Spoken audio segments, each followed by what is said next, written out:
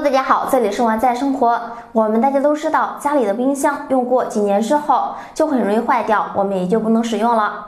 那么废旧的冰箱在生活中会有什么样的用途呢？赶快跟着视频一起来看看吧。第一，当做储物柜。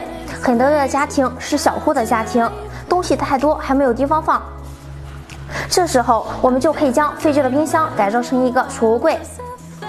我们在冰箱的底部放上一个碗架。平时我们清洗过后的碗都可以放在上面，而且还具有沥水的功能，能够防止碗上滋生细菌。我们还可以在冰箱的上层放上一些调味品，平时拿取起来也是特别方便的。而且冰箱门要记得开着，这样里面才不会出现异味。第二，当做书柜。有很多喜欢看书的朋友们，家里的书太多了，就会导致书柜太满，没有地方放。这个时候，废旧的冰箱就派上用场了。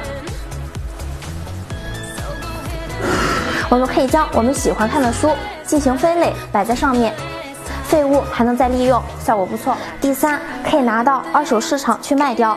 现在很多在外打工或者是租房子的人都会选择在二手的家电市场购买家电。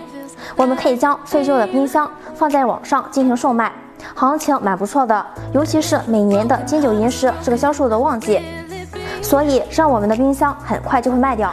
总的来说，如果大家家里也有废旧冰箱的话，就不要再当做废品给卖掉了，不妨来试试以上的3个小妙招。